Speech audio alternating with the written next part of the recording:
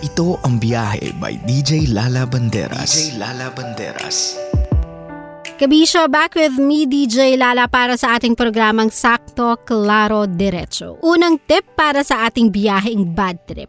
Kung meron kang friend na not having a good day or even your partner kung wala siya sa mood, first tip natin is to give them space. Love constantly bugging them or yung kukulitin mo sila is a big no-no. It can make their mood even worse. Ask them once if okay lang ba sila or if gusto nilang pag-usapan. If they said no, just give them space and let them know na you are giving them space. Kasi kapag hindi mo sinabi sa kanila na, oy, binibigyan lang kita ng space or room to breathe or be at peace with your thoughts, iisipin nila sumasabay ka pa sa bad trip nila.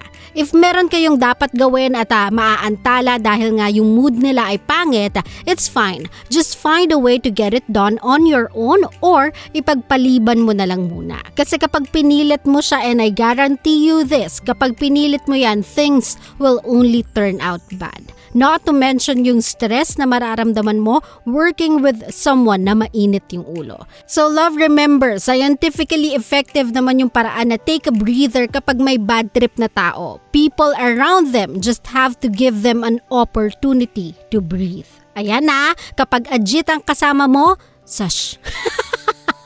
Huwag ka magsalta. Klaro, ikalawang tip para sa ating biyaheng bad trip. This one ay no-brainer. Pero dahil maraming patola at likas na palaban, kadalasan na uuwi ang away sa sabungan. Love, kapag bad trip ang isang tao, huwag mong sabayan. Kadalasan tong nangyayari kapag may isa sa relasyon na masyadong self-centered. Gusto niya, siya lagi iniintindi, siya lagi inuunawa. Kaya kapag yung partner niya ay wala sa mood, sumasabay siya na tipong parang siya lang yung may karapatang mabad trip. Love, listen to me. Listen to me, love. Not everything is about you. Please take time to tend to your partner's needs as well. Instead of lashing out kasi medyo hindi maganda yung tono ng pananalita niya, medyo napapadabog siya, try to lighten up their mood. Ikaw naman sana ang gumawa ng paraan to make them feel better. Tignan mo, make them smile once and you'll see the sudden change sa mood nila. You only have to do one thing lang, love. Think of someone other than yourself. Simple lang naman to if you'll sit down and think about it. Kung sila gumagawa ng effort to make your day brighter when you're feeling down, bakit ikaw hindi? 'Di ba? So wag ka nang sumabay. Remember, if you know how important you are to this person, then you should know na ikaw lang din yung makakapagpaganda ng araw niya. Konting effort lang, love. Konti lang. Klaro? Aawat muna tayo sa biyaheng bad trip dahil baka ma-attract natin ang hindi dapat. Para natin siyang chinachant, baka lumapit. Anyway, dumako muna tayo sa isang konsumido ng taon. Ayan, this one was sent to us over at our biyahe text line. Anonymous sender. Di ko din alam kung babae o lalaki. So ngayong gabi, babae ka na at ang pangalan mo ay Divine.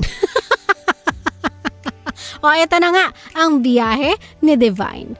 Good evening, DJ. Gusto ko lang pong malaman if tama ba ang nararamdaman kong sakit sa friendship na mawawala sa akin ngayon.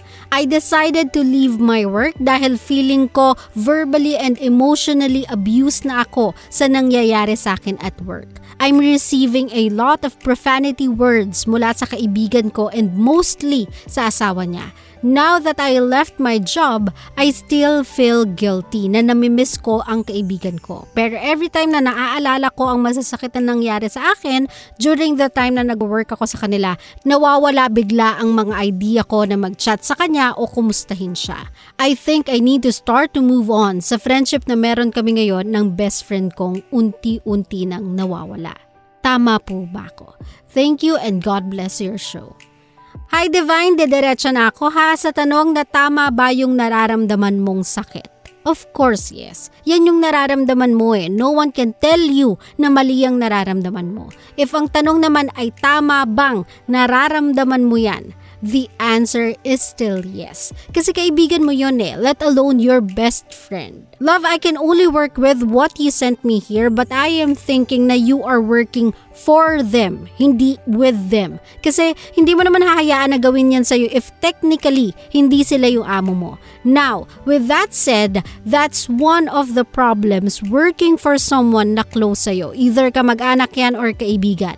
Hindi mo kasi mahihiwalay yung professionalism sa friendship or blood ties. Lagi kang magtatrabaho sa kanila sa ngalan ng utang na loob. If magpe-perform ka with the best of your ability, you cannot demand for a raise, you cannot demand for a promotion. Kasi again, utang na loob mo sa kanila, yung trabaho mo at sa mata nila, dapat lang yung ginagawa mo kasi binigyan ka nila ng trabaho. That's the downside. It's not fair, I know, but it's reality. Seen that already? Been there. Sa broken friendship nyo naman, there's nothing more we can do about it, my love. Just give it time. I'm not gonna say things such as demonyo silang mag-asawa for doing what they did to you, kasi for them to end up using those demeaning words, you must have done something really bad as well work-wise. Business is business kasi talaga, my love. Right now, just focus on getting back on your feet, regaining your composure in life. Yung pagkakaibigan nyo, mare-restore yan kung ready na kayo pareho. For now, just give each other some space. Reach out when you are ready. If declined, wala tayong magagawa. You just have to move on. Mahirap namang ipilit ang sarili mo sa taong ayaw nang magkaroon ng kahit anong relationship pa with you. Klaro ba yun? I hope I have answered your question and I hope I have offered you some clarity, Divine. And of course, if you are like Divine at meron kayong pinagdadaanan and you want to seek some advice or gusto mong kumuha ng clarity, affirmation, validation, confirmation, lahat may Sean. You can send your problems over at my Facebook page, DJ Lala Banderas. Pwede din sa IG account or you can text our biyahe text line 0917-851-4329. At love, patapos na ang ating biyahe ngayong gabi na biyaheng bad trip. But of course, before we end the show, syempre hahabol pa ako ng last tip on how to deal with people who are in a bad mood. Listen to them.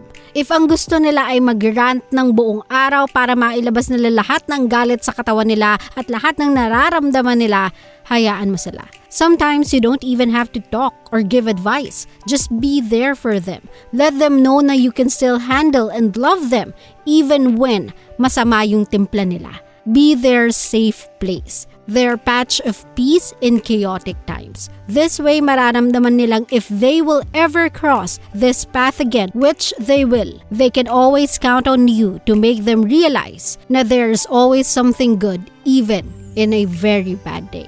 And that is you.